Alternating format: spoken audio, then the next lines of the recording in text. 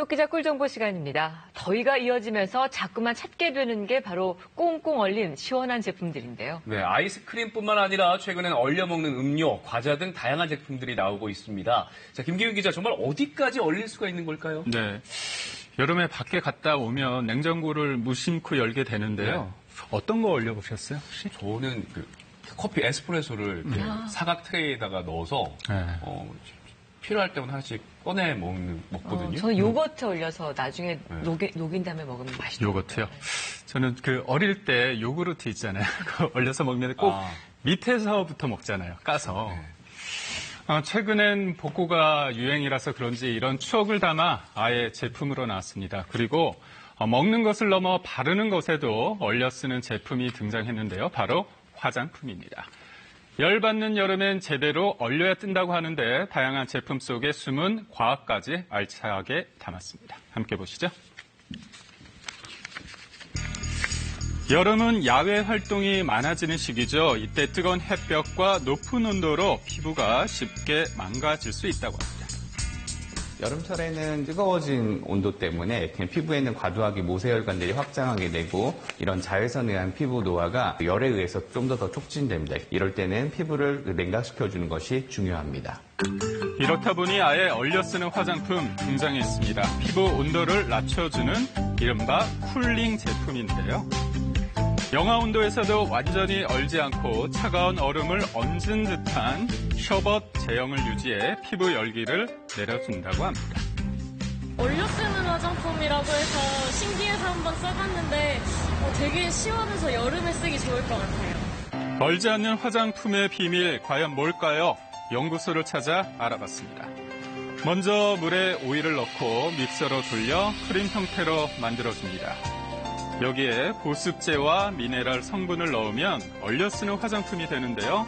이때 중요한 건 영화에서도 얼지 않게 어는 점을 낮추는 겁니다. 그 역할을 바로 보습제와 미네랄 성분이 해준다고 합니다.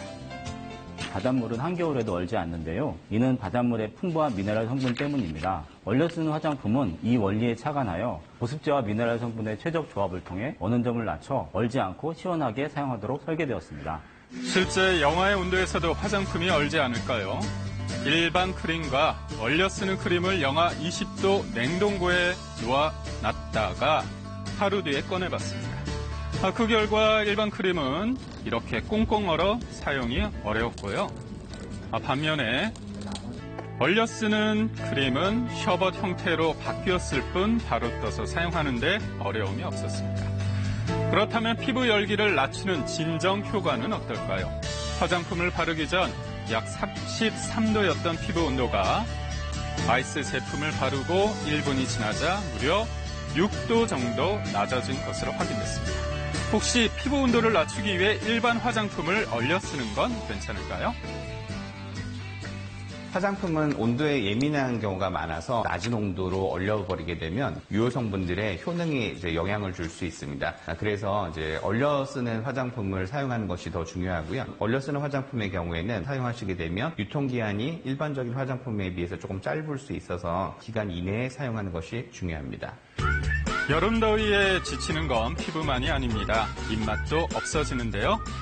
류수영 씨의 집 냉동실엔 다양한 아이스 제품들이 있는데 요즘 음료부터 과자까지 각종 제품이 얼려 먹을 수 있게 나왔기 때문입니다.